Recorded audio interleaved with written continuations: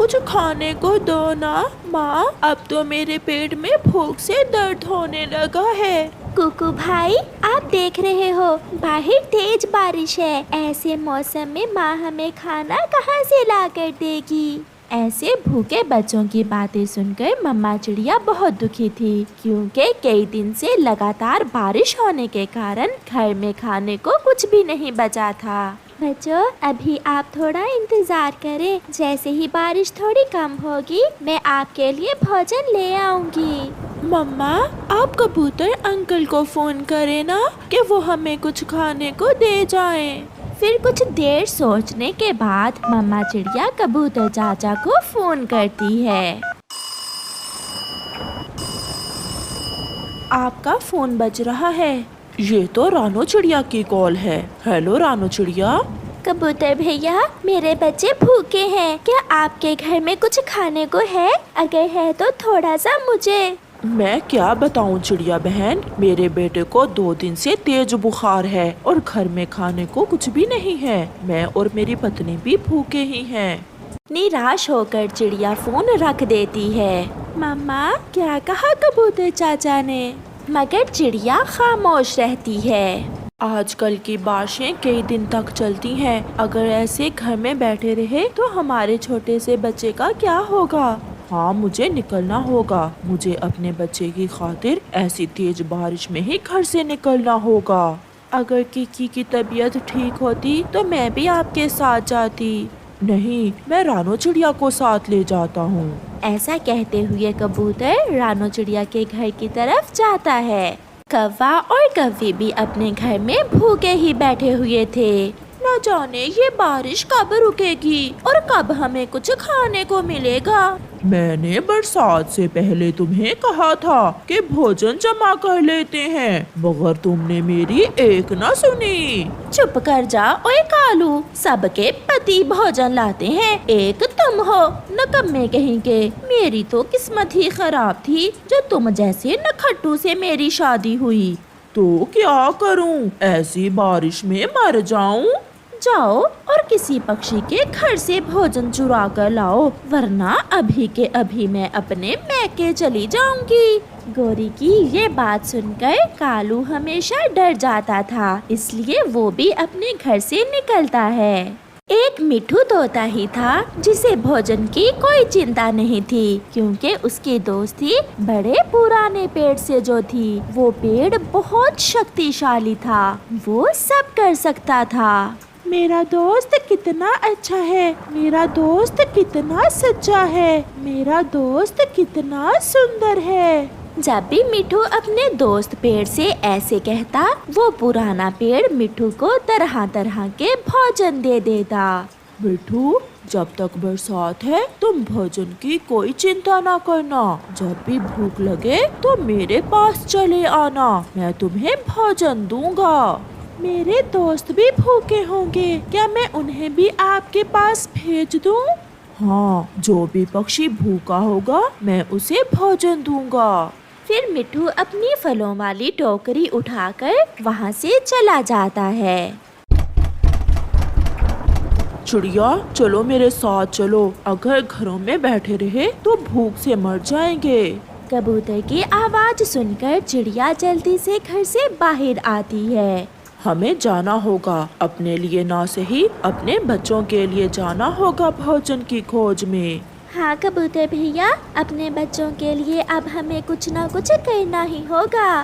चिड़िया और कबूतर वहाँ से उड़ते हैं। रास्ते में एक पेड़ पर कौवा बैठा हुआ था। चिड़िया और कबूतर वहाँ रुकते हैं। कौवे भैया, हम दोनों अपने बच्चों के लिए भोजन की खोज में जा रहे हैं, आप भी हमारे साथ चलें। जाओ जाओ, तुम जाओ, मैं कालू कौवा तुमसे बड़ा हूँ, मुझे तुम्हारे साथ उड़ने में शर्म आती है। कौवे की ये बात सुनकर चिड़िया और कबूतर वहाँ से चले जाते हैं। मैं तो तुम्हारा ढूंढा हुआ भोजन ही चुराऊंगा। कबूतर भैया, वो देखिए सामने तोता मीठे फल लेकर आ रहा है, चलो जाकर उसे पूछते हैं। तोता भी चिड़िया और कबूतर को देखकर रुक जाता है। मिठू, ऐसी तेज बारिश में आपको मीठे मीठे फल कहाँ से मिल गए? पुराना पेड़ मेरा दोस्त है, आप भी फल ले सकते हैं। बस जाकर इतना कहें, मेरा दोस्त कितना अच्छा है, मेरा दोस्त कितना सच्चा है, मेरा दोस्त कितना सुंदर है। चिड़िया और कबूतर खुशी खुशी वहाँ से चले जाते हैं और पुराने पेड़ के पास जाकर चिड़िया कहती है, मेरा दोस्त कितना अच्छा है, मेरा दोस्त कितना सच्चा है, मेरा दोस्त कितना सुंदर है। चिड़िया का बस इतना कहना था कि वो पेड़ उन्हें मीठे मीठे फलों की 2 टोकरियां दे देता है। दुष्ट और चोर कौवा थोड़ी दूर छुपा ये सब देख रहा था। आप भी अच्छे और सच्चे पक्षी हो, फिर मैं क्यों आपको भूखे रखूं? चिड़िया और कबूतर पेड़ को धन्यवाद बोलकर वहाँ से चले जाते हैं। दुष्ट कौवा भी जल्दी से पेड़ के पास आता है, मगर वो भूल जाता है कि चिड़िया और कबूतर ने क्या कहा था और वो कहता है, मेरा दोस्त कितना बुरा है, मेरा दोस्त कितना झूठा है, मेरा दोस्त कितना भद्दा है। ये सुनकर वो पुराना पेड़ गुस्से हो जाता है और वो अपनी डाल से कौवे की खूब पिटाई करता है। छोड़ दो, मुझे छोड़ दो पेड़ जी, मेरा दोष क्या है? गंदे कौवे, मेरा दोस्त कितना अच्छा है, मेरा दोस्त कितना सच्चा है, मेरा दोस्त कितना सुंदर है, ऐसे कहो। फिर कौवा ऐसे ही कहता है और वो पेड़ कौवे को भी फलों की 1 टोकरी दे देता है और कौवा भी पिटने के बाद फल लेकर घर चला जाता है। कबूतर अपने परिवार के साथ बैठा बारिश के मौसम में फल खा रहा था। चिड़िया भी अपने बच्चों को मीठे फल खाता देखकर बहुत खुश थी। मम्मा, अगर भूख ना हो तो ये बारिश बहुत अच्छी लगती है। हाँ मेरी गुड़िया, अगर घर में कुछ खाने को हो तो बरसात का मौसम फिर ही अच्छा लगता है। फिर गुड़िया और कुकू भोजन खाने के बाद अपनी मम्मा के साथ सो जाते हैं और बारिश का पानी उन्हें लोरी सुना रहा था। लूसी कबूतरी का पति उसे जरूरत की हर चीज ला कर देता, उसे अच्छे फल ला कर देता, उसे मिठाइयाँ ला कर देता, उसके पास घर था, सब कुछ था, मगर लूसी कबूतरी फिर भी खुश ना थी, क्योंकि उसकी पड़ोसन गोरी कौवी हर समय उसे शहर की बातें सुना सुना कर दुखी किए रखती थी। लूसी, मैं कल फिर शहर जा रही हूँ, वहाँ बड़ी बड़ी सड़कें हैं, ऊंची ऊंची बिल्डिंग्स और बड़ी बड़ी गाड़ियाँ, बहुत रौनक होती है शहर की जिंदगी में। क्या शहर में रात को भी दुकानें खुली रहती हैं? तुम भी पागल हो, शहर में तो दिन और रात का फर्क ही नहीं है। जब मन चाहे बाहर जाओ और पिज्जा बर्गर खाओ, जब चाहो किसी पार्क में जाकर बैठ जाओ, कोई रोकने वाला नहीं है। मैंने भी अपने पति से कई बार कहा है कि मुझे भी शहर ले जाओ, मगर मेरा पति तो मेरी एक नहीं सुनता। जैसे मैंने अपने पति को मनाया, ऐसे ही तुम भी मनाओ। वो कैसे गोरी, तुमने कैसे मनाया अपने पति को शहर जाने के लिए? जब घर आए तो उसे रोटी पानी का ना पूछना और फिर 2-4 दिन के लिए अपने मैके चली जाओ, फिर देखना तुम्हारा पति तुम्हारी हर बात मानेगा।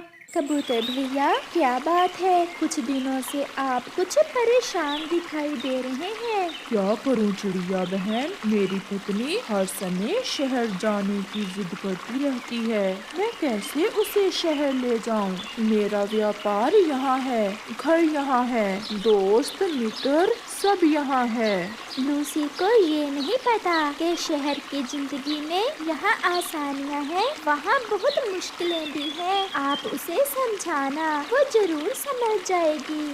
फिर जब कबूतर शाम को घर आता है तो उसकी पत्नी अपना मुंह बनाए बैठी थी।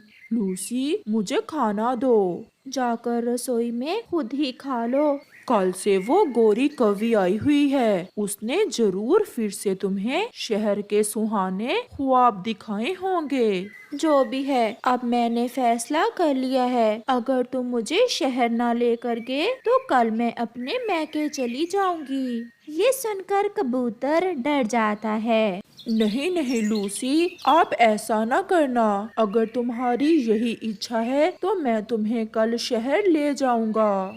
ये सुनकर लूसी बहुत खुश हो जाती है और अपने पति को खाना लाकर देती है।